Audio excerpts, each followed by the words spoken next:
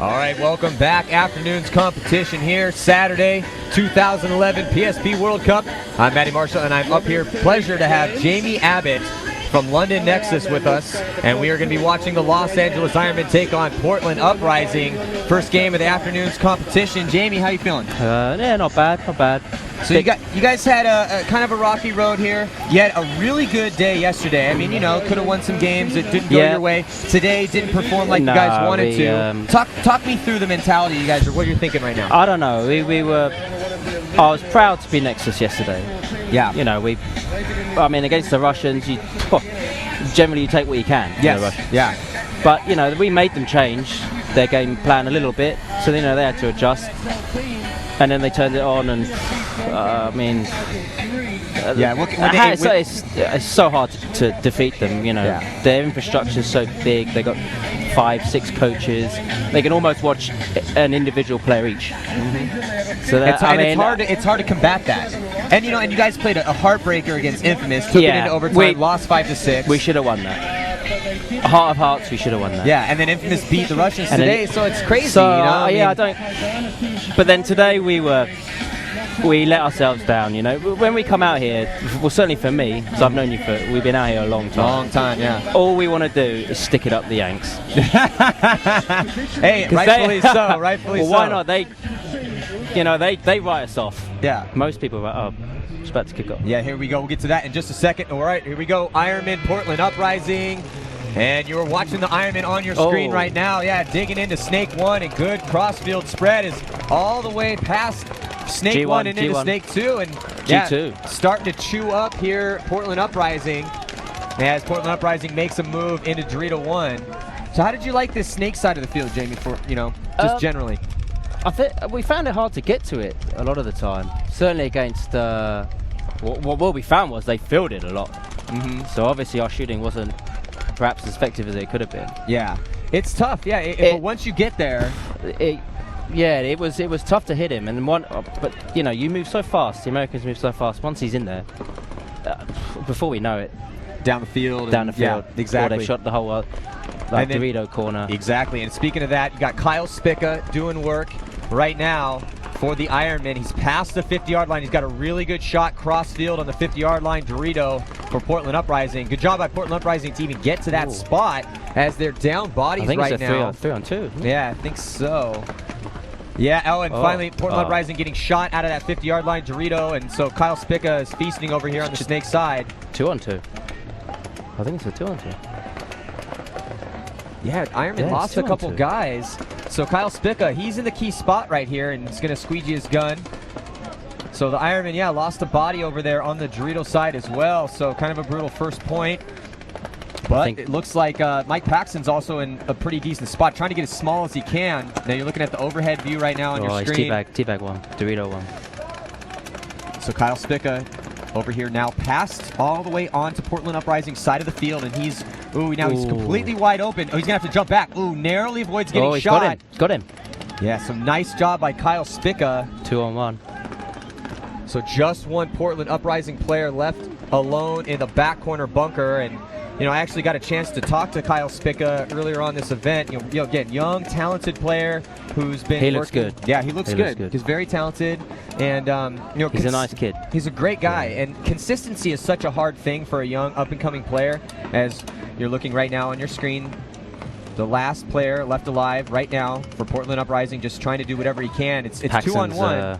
Paxton's fishing for an angle. Yeah, Paxton's trying to move down that Dorito side and get an angle. Pax's a great guy to have in a situation like this because he's such a smart player. He's been doing this for a long time. He's big, but he's smart. He's big, but he's smart, yeah. You know, and that's one of those things, if you're watching out there, and we say this all the time, there's a lot of big guys in the league. Not a lot, but there's big guys like Mike, like Dave Baines. You don't have to be a midget to play professional paintball. No, Dave Baines does it well. He's a beast. Yes, he is. That's why this is his nickname, you know? He's the beast. And you know, also Mike Paxton for the Ironmen he's won championships, and there it is, last player for Portland Uprising get taken out. So great job by Kyle Spica.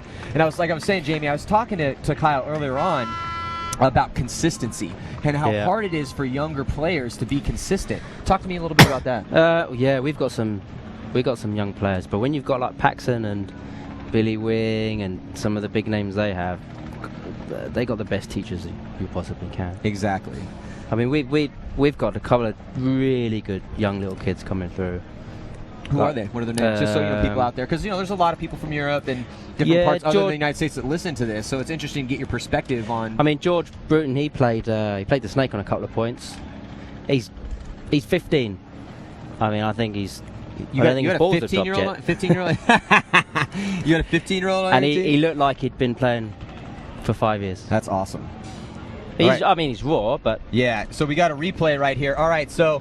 You're looking at right now Portland Uprising on the breakout, and they lose that player in the stand-up temple. Now you're looking at the opposite side of the field. There's the Ironmen on their breakout. Real solid cross-field line. They sent Spica all the way to snake one off the break. Good break. Yeah, now that's one of those spots that, honestly, I've seen a lot of guys that are trying to make it into snake one. They do make it off the break. You can make that spot off the break. It also helps that Spica's fast and small. Yeah, and the other guys break shooting. Yes, exactly. And that comes down to a lot of it, too. Or if they're picking on him.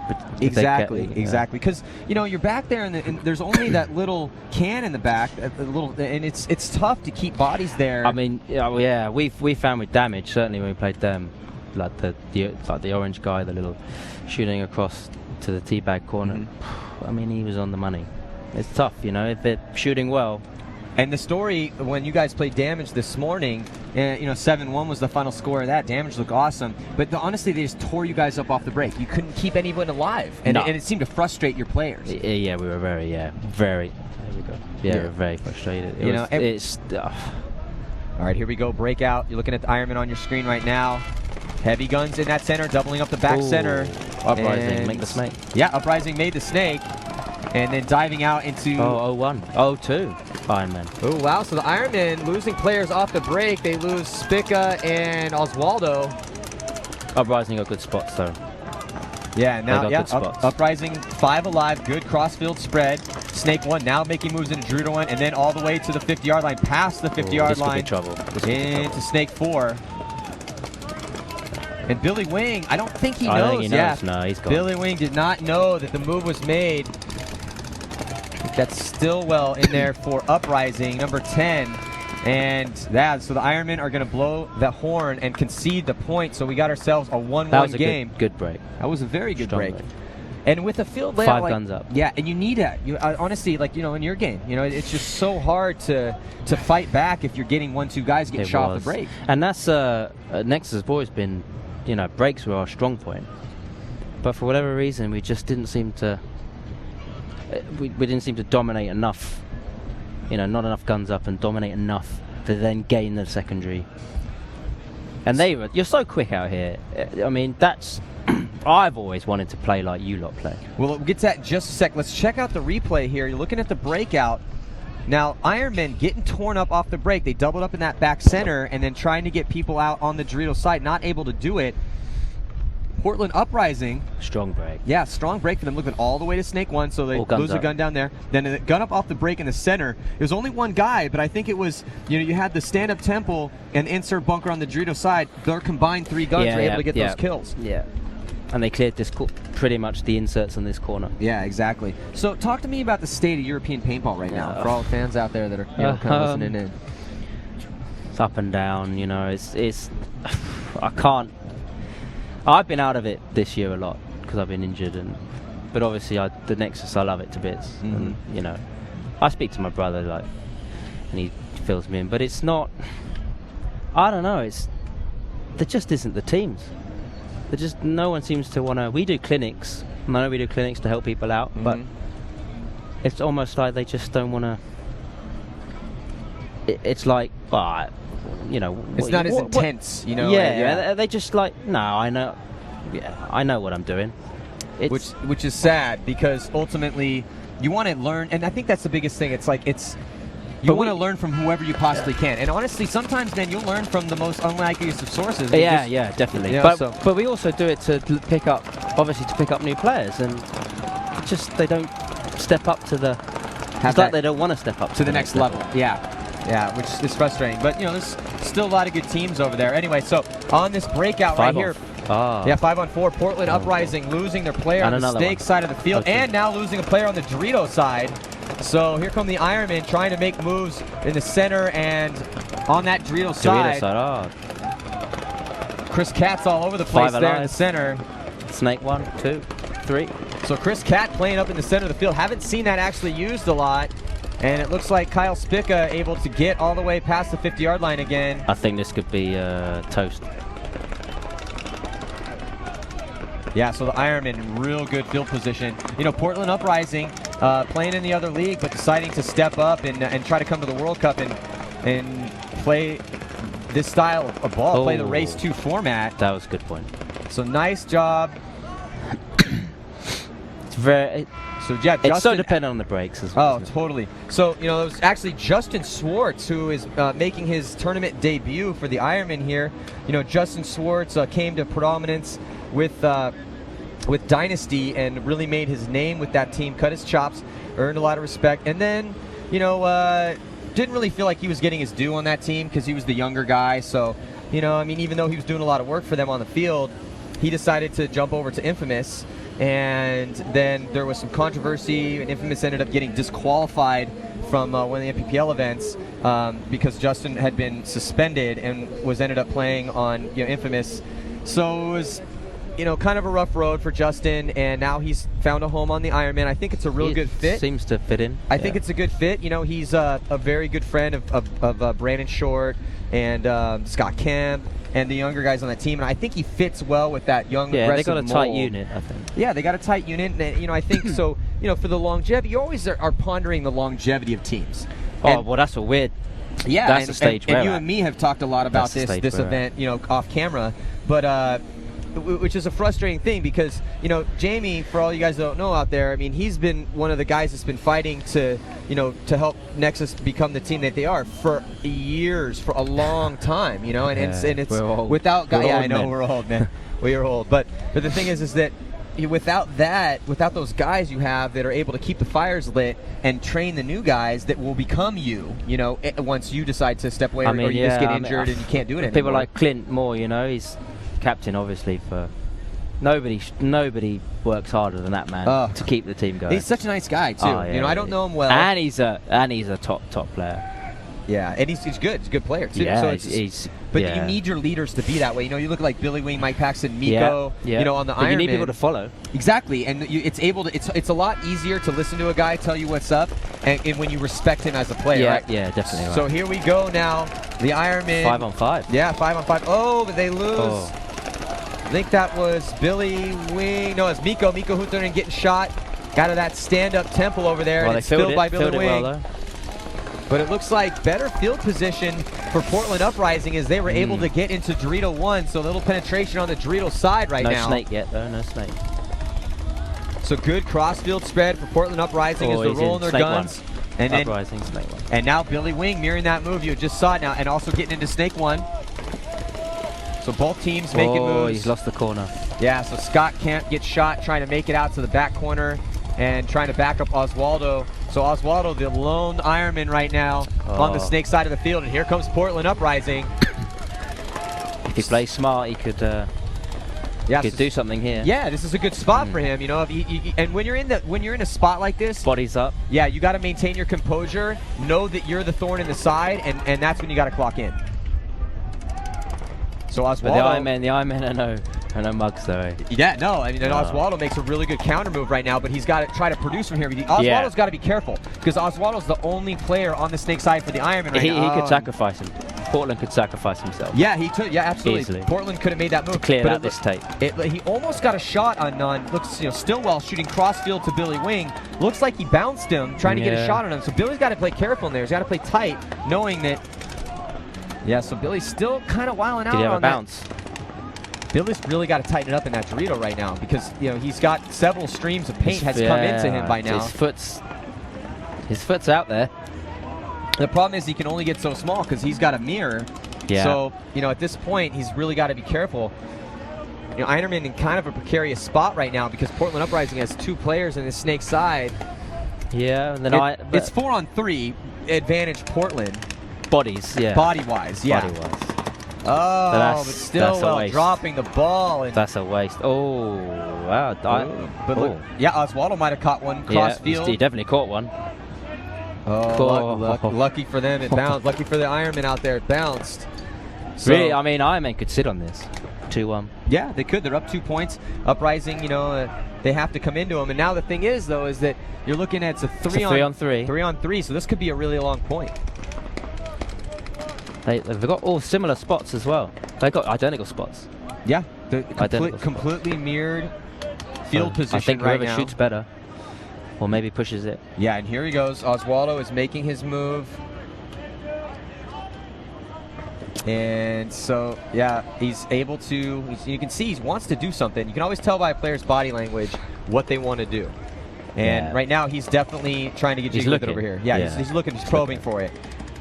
But, he's getting zoned up on by Dorito 1 on the opposite side of the he's field. pretty covered as well. Snake's having a look.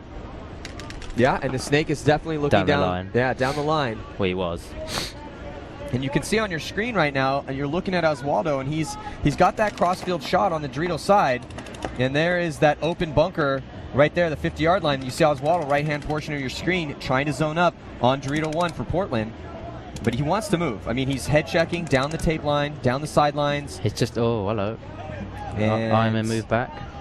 That's Get a better, different angle. Yeah, Brandon shot the tower. Oh, so Oswaldo, and Oswaldo shoots a Dorito 1 cross field. So just one player left for Portland. That's a waste. And he gets I taken think that's out. a waste. Yeah. If you're a Portland fan out there, that's a really frustrating point to watch. 4-3 up. Snake, good spots. Snake guy dies cheap. Yeah, and then you just get shot out of your bunkers. It's not like he could have sold himself. Yeah, and no big move was made. No big move was made. They just Portland dies out of the bunkers, and so now the Ironmen go up 3-1. They shoot well though, the Ironmen. We train against. They help us out a lot. Yeah, they help us out. Well, you guys are kind of brother teams. I mean, Die obviously.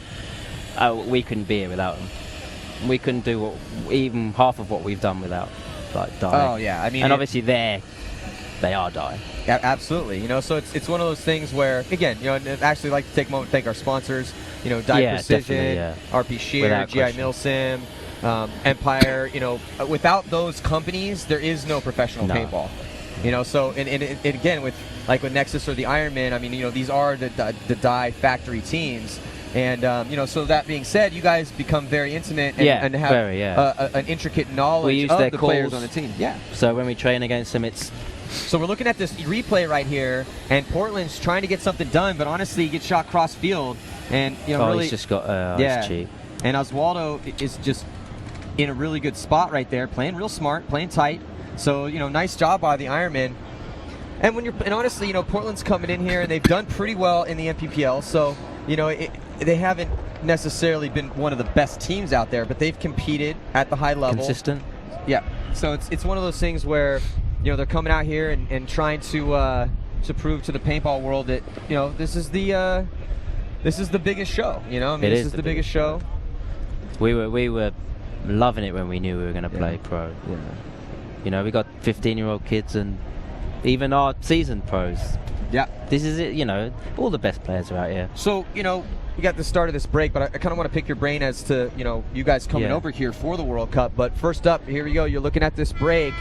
As we just saw Oswaldo, he's from Brazil. It's great, too. Oswaldo coming, has also worked his way up the ranks to get onto the Ironmen, playing with the Bushwhackers back in the day. And then now... Yeah, I remember the Bushwhackers. Yeah, and Kyle Spica into Snake 1 again for... G2 for the Ironmen. Yeah, it does not look good for Portland Uprising right now. They got 0-1. 0-1 though. Only have 3 players left alive. 3-on-4. But, yeah, LJ getting shot. Justin Swartz getting shot off the Dorito side. And now... No, it's doesn't look good. Yeah, especially when you got Kyle Spica's just standing up over the top. Oh, but then he runs into a gun. So mental mistake by Kyle Spica. There's that consistency we were talking about. When you start to get on a roll, you feel like you're invincible. It's the hunger to kill people. Yeah, you really. When you're young. Yes, when you're young. And then Humphrey's in there as well. So he trades out with Stillwell, which isn't a bad thing if you can craft it. Yes. No, you want the hunger. You want the hunger. I mean, when you're picking up guys for your team, you really want to have those guys that are willing to go into the breach, man. We lack that. Today we lack that. Yeah, today you guys definitely lack that. Yesterday we had some fight. Yeah, yesterday you had some fight. But today, you know what? I know it's frustrating because I'm a Nexus fan. I've known the team for a long time, and I was really happy that you guys came over here. But at the same time, today it was really disappointing because I saw you guys get mentally beat down when you were losing all these guys off the break, and it seemed like the wind came out of your sails. The fight left you. It did. That's exactly it. Well, it's frustrating because you've been battling on the field for so long. Now you're injured, so you're trying to come out here and help coach. It's really tough to mentally help your boys. It's harder when you're watching. It's easier. I mean, we criticize. You know, when you're coaching and you criticize the players, I know how hard it is out there. You know, but you can only do what you can only say what you see.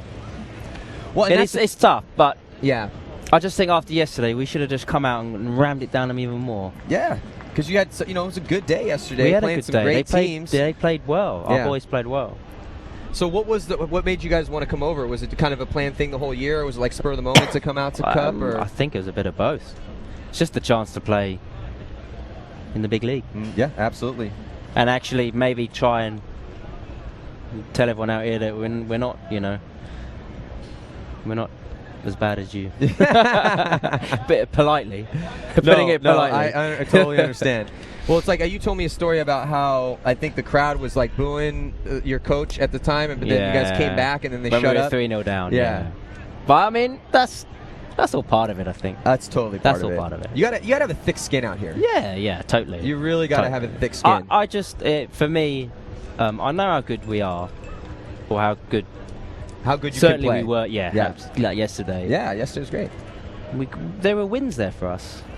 Yeah. Or even if it's 6-5, even if you die giving it, if your leg falls off, That's the thing. You always can go that way. I would rather that happen than get mentally beat down like today. Whereas yesterday, but again, when you guys go home and you look back at the tournament, I hope that you take the good and there was a lot of good. Understand the bad and learn from the bad. But understand that, as far as the future of the team, and again, I really hope that I know the support will be there, and I know there's a lot of guys have been doing it for a long time, but I'm saying, moving forward, you guys played some brutal teams yesterday and looked really good doing it, so I would try to focus on the fact that you did leave it out on the field in those losses. It's just disappointing, isn't it? Like, yeah, because you fight all year long. If you die trying, like the Russians, you take anything from the Russians, but to give them at least make them think after 3-3, and yet today, I don't know. It's tough. What were the top? I mean, were you speaking to that when you were guys in your meetings last night? Do you know what? We've been so badly organised. To be fair, that's partly my fault as well. But our pits were so disorganised, and then it all sort of starts. You have to have a baseline where you build, and if the pitch is chaos, then. You know what it's like when the pits are chaos. It's all chaos. Yeah, absolutely. It's tough. It's a tough ride. Yeah. And people need to understand. You got Portland Uprising right now. They're losing 4-1 to the Ironmen. But you got to give them respect for trying for at least throwing their hat in the game. Yeah. It's like, look. Well, we were 3-0 down. Yeah. And that was some of the best 3 points I've seen us.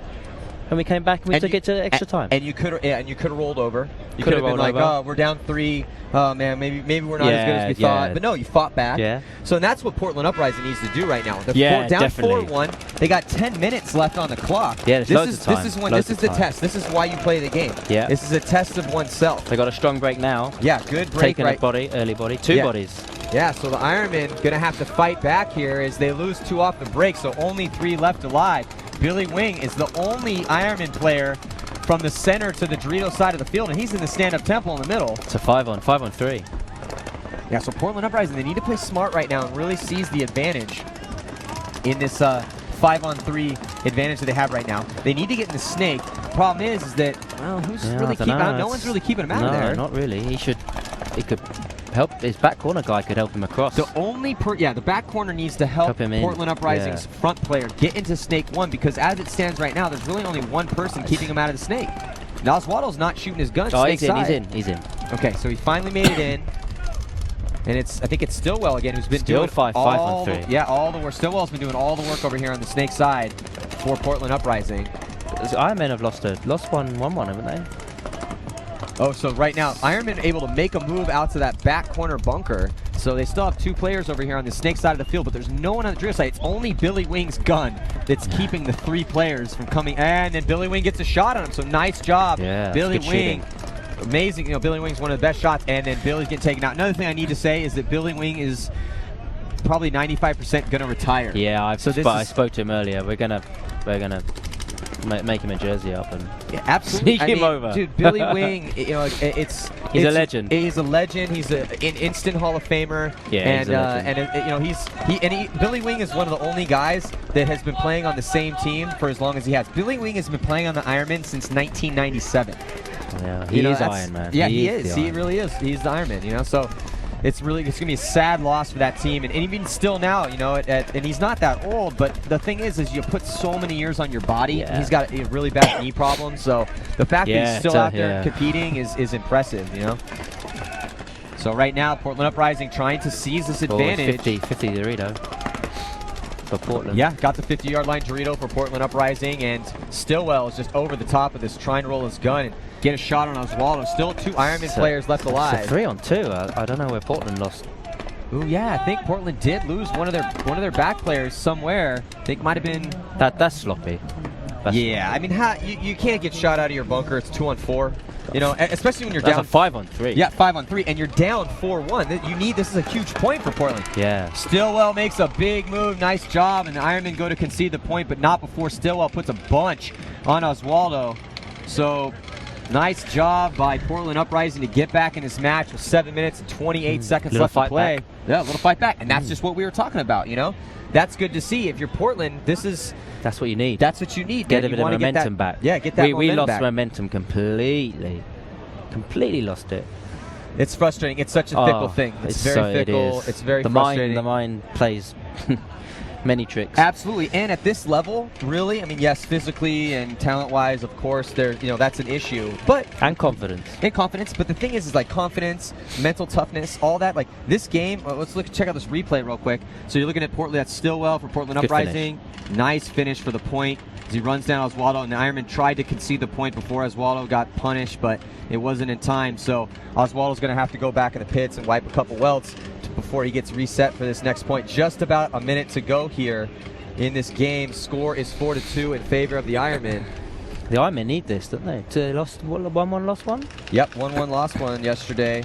So this is a big game for them. Yeah, big game. The Ironmen lost to Impact 5-7, and then they were able to beat Chicago Aftershock. So, we're looking at Billy Wing. There it is, 35 years old.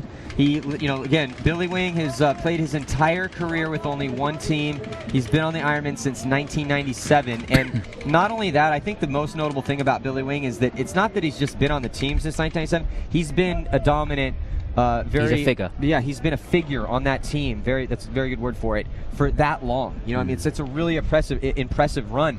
Longevity in this sport doesn't come easily. It's really rare that you see, first of all, that you see a player with one team for that long in this topsy-turvy paintball world, but also there's a lot of kids as well hungry to take your spot. So here we go, Ironman. 5-on-5. Yeah, 5-on-5. Good break for both teams as both teams rolling their guns as the time is starting to tick off this clock, and the Ironmen up 2 points, and really just they want to. If you're an experienced team like the Ironmen, I want to take Portland into the deep water. I want to get these guys into a really long point. You don't want to start sitting. No. Well, you don't want to start. Take what they give you. Take what they give you, and come out with some good game plans. But now Stillwell getting shot. Doesn't really like that call. They're making the spots. They are. Portland Uprising making the spots. They're just losing too many guys out of the bunkers. 4-3. So, who do you think are the top teams in Europe right now, in your estimation? We know the standings, but in your opinion. Yeah, Syndicate have stepped it up now this year. Really? Good for them. They've been around for a long time. They've been around a long time. They're good guys.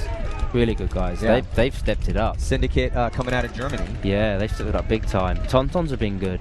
And that's an old school team too. Been around for a long time. And you had two of the Tauntaun players playing on your team. Axel's probably one of the best Snake players in Europe currently. Yeah. So here we go. Portland Uprising taking out Chris Cat on that Dorito side of the field. And 2-on-2. Yeah, it looks like So a seesaw point here is, I think that's Roberts. Ooh, it's a good counter move across. Oh, he's missed it. Did he get shot? Yeah, he got it. And he gets polished off underneath the center structure of the X. He should have loaded. That was weak for me. Getting to the X. Load before you go. Yeah, load before you go. And then also it's frustrating because you're in that spot. And that's kind of a bad spot. I mean, we haven't seen I honestly haven't seen any production out of that center at all this event. No. Do you know any? Did you guys go up there at all, or? Very rare. It was very rare. Although, oh wow, look at this. It looks like, is Mike Paxton still alive? Oh, he's gone. No, he ends up getting taken out. Looked like it was a really good move as he runs down Portland Uprising's Dorito 50-yard line Dorito player. He needs to get the flag across. Time is crucial right here because now we got ourselves a 1-point match. Look at this, Portland Uprising getting into it. Damage went up the middle, but I think that's because we didn't really cover it particularly well. Yeah, well, I watched that game, and I mean, it still wasn't a factor really though, because by the time they started, I think that was almost the end. Yeah, it was the end. By the time that they were getting up the middle, that game pretty much was over. It was late in the game. Yeah, it was late. They were already up a ton of points. Well, we say yeah, it was. You know, well, it was you late can risk in the game. It, can't you? Oh, of course, yeah. I mean, if you're up all those points, it's like let's try something new. We haven't really done much with the middle. They'd probably try that for their next match, and then they'll know. Exactly. See, does it going to work? Yeah. Let's roll the dice, figure it out. So we have cracked the 5-minute mark, but first let's check the replay here. And they're looking at this move by Mike Paxton. I really like what he's thinking. You know, it just didn't work out because the Portland Uprising player was on top of his business and is able to in that situation, when you're 2-on-1 and you have a player making a dynamic move and you're the two, what you need to do is just put pain on that guy. Yeah, you know, well, certainly the other guy don't draw the penalty, but just put not Mike Paxton. No, yeah, but you need to, if you're the Portland Uprising and you have two and you have a guy running you down, you must put a ball in him because you do not want him to run you down. He should 2 steps out of his bunker, he should be shot. Oh, absolutely, because then you don't want to have, especially you want to get Mike in a one-on-one situation. And you get a penalty. Yes. And then all of a sudden, boom! Now it negates the point. So we got ourselves a game right now. It's anyone's game at this point now. Obviously, the Ironmen up 4-3 against Portland Uprising with 4 minutes and 52 seconds left. They're fighting back. Uprising. Yeah, so directly after this match, we got more great paintball coming at you. Dynasty yet to play, Impact yet to play. We're watching the Ironmen and Portland Uprising's first match. And directly after this match, we have Chicago Aftershock taking on Vicious. That should be that's a good Midwest battle right there. And then Dynasty is going to play their first game against Edmonton Impact. I'm expecting that to be a great paintball match because Edmonton Impact is in a must-win situation. Dynasty has played flawless this event. They have played flawless. They 7-0'd. Slow, though. Slow. But they're 7-0'd Vicious, and then they 7-0'd Portland. So you play slow and you win 7-0, 7-0. Yeah, I don't. But I had Oliver and Ryan up here, and it's weird. I'm asking, you guys are playing flawless, and they don't want to say that. They don't want to concede that because what that means is like, we haven't had a fight yet, so we're kind of scared. We don't know. You never really know. I mean, they've sat back a lot from what I've seen. Yes, yeah. So here we go. Oh. Ironman with, I was just going to say, great field presence over there, but they lose. 3-on-3. They lose Chris Catt, and here comes Justin Swartz for the Ironman coming down the Dorito side. And they got Mike Paxton in the center, and Snake's guy's got to do something this time. Stillwell's got to clock in and do some work. He needs to take out Justin Swartz cross field. They have a player on the Dorito side. Portland has a player on the Dorito side as well, and another insert player over on the Dorito side too. So they've got great field position. They're stopping the Snake. Well, trying to stop the Snake being filled. Trying to stop. And it's Humphreys over here for the Ironman who's trying to get into the Snake, and he's backed up by Mike Paxton now. And now Stillwell passing the 50-yard line. He's going to try to get a shot on Justin Swartz, but Justin runs down and trades out with Dorito 1 for Portland. I'm not sure that the guy in the Uprising Snake knows what he's shooting at. Well, this is Portland Uprising's point to lose. Well, I don't know. It's 2-on-2 right now. And so Humphreys. That's smart. Yeah, that was great. Humphreys, great job. Takes out Stillwell, and now it's 2-on-1. The only issue is that both Ironmen are on the Snake side of the field. So I was going to say, they need to spread the field out right now. Need to pinch him out of that. Anytime you get in that situation, you need to increase your angle. and start spreading the field. And now they're doing that. You see Mike starting to retreat on your screen right now. Pinch him and he's got nowhere to go. Exactly. You pinch him out, and he's going to be in a bad spot here pretty soon. Oh, did he get a shot on Mike? Bouncer, I think. He might. Oh, yeah, I don't see a hit on his side, but and a penalty is thrown on Portland. That's a waste again. Yeah, heartbreaking over there if you're a Portland fan. I mean, Ironmen are smart. That was smart. They fished him out, but they get in the snake and they do nothing. I know. If you're gonna get a spot, well, they get in good spots. Yeah, it's the razor's edge. We talk about this a lot. A lot of times, guys get in good spots and then try to do too much and they get dinked out. But you can't get in a spot and just sitting there. Not bring a book out. Yeah, don't get in 50 snake. You bring your book out and get into the novel. No, man, you need to. That's when you need to get. That's the time that you need to start working. Fetch someone, kill someone. That's the whole point. If you're the first guy in the snake, you're the weapon. Yeah. Be the weapon. And everyone's always, we do it. You panic. Look across. Yeah, absolutely. And panic is the enemy of a paintball player. Like when we were talking about Archie Montemayor from X Factor, and he's a very calm, methodical player, no matter what the situation is. And the players that excel in those pressure situations where you're down bodies, and you know that realistically, on paper, statistically, you're not going to win a lot of those matches. But I think that frees you. You shouldn't be panicking in a 4-on-2 if you're the 2, because realistically, honestly, you should lose that point on paper. Yeah, you should. But it's the great players that turn it around. Yeah, it's the turn it around, and that's how legends are made. That's how you become one of these legends of the game. That's how you become the Billy Wings or Mike Paxton's or and then then they will think twice. Even we're 3-on-1, but hey, hold on a minute. It's Matty Marshall in there. Yeah, I mean, but that was always a. You were a cool customer. I loved those. That was that was my favorite time of the game, because that's when when you're really truly tested, and B, man, the pressure's off. If it's 6-on-2 and I'm the 2, you're not expected to win. I'm not expected to win. So if I do, then you look like the hero. So I never really felt pressure in those situations. It was more like determined. Big penalties. Oh, penalties. Major and a minor. Portland down 3-2 with 2 minutes and 44 seconds, just dropping the ball and getting a major and a minor penalty at the same time, which is just going to let the Ironmen run all over them. So the score is now 6-3. So the Ironmen 1 point away from taking down Uprising here. That's disappointing. Yeah, that's disappointing. They little fight back, and they kept it close. They were fighting. They were doing it. They were back. They were almost back. But just, again, like you talked about earlier, the game at this level is so fast-paced. Yeah, so fast. The difference between Division 1 and Pro, or even... And Pro and Millennium. Yeah, and then Pro... exactly. Yeah. There's just a big difference. Let's check out this replay real quick. So we're watching the breakout here. Portland, playing down a body, and, the referee in there, look at that. He already knew it. Boom. See the flag going there, and another one. Yeah. So it's... that's 2 penalties, and what that tells me is you have players that aren't super experienced trying to do too much to come back and get back in the game. Yeah, it's if I just I might get away with it. I felt one. Don't know if I'm a while out and see if it works. And but some of our guys, obviously they play Millennium, and the refs are like super hot. So we're checking ourselves. Yeah, we're checking ourselves, and you don't check yourself too much out here. You just you let the refs do their job, but you definitely want to check, because that's where those penalties come. But I would say historically that the referees in Europe have been harsher than the referees in the States by a mile. Yeah, in the States. I mean, I always give props to our referee squad, because it's such a hard job. Yeah. I played a ton in Europe, and obviously played a ton in the States, and I think my whole career, my God, the European refs are harsh sometimes. They are harsh. Yeah.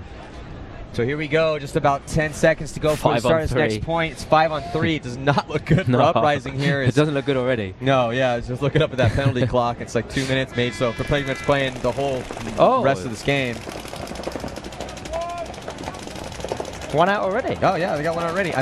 Must got a little malfunction or something over on the penalty clock. Yeah. So regardless, the referee's getting there and checking them out, and you got 2 referees converging on you. That's normally not good news. Snake 50 for the Ironmen. And here comes Kyle Spica. Kyle Spica already way past the 50-yard line. He's just got to play smart, though.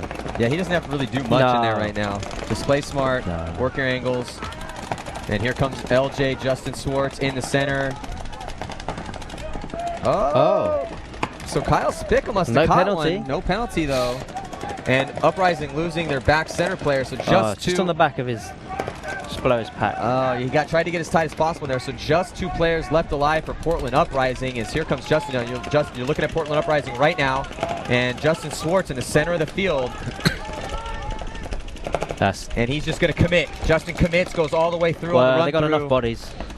Yeah, I don't know though. They have bodies, but they've actually dropped some. Ooh, Justin ended up getting Stillwell. That's a high-risk play by Justin, but it ended up working out.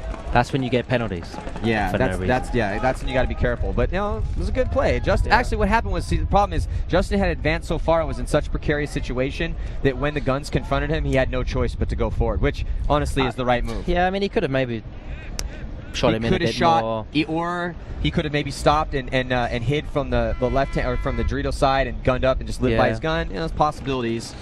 Regardless, it doesn't matter, as the Ironmen are going to be taking this match. And you're looking right now as the Ironmen spill off the field, and they've, pretty decent performance against Uprising. Uprising started to get back into it, though. Yeah. I've seen the Ironmen play better.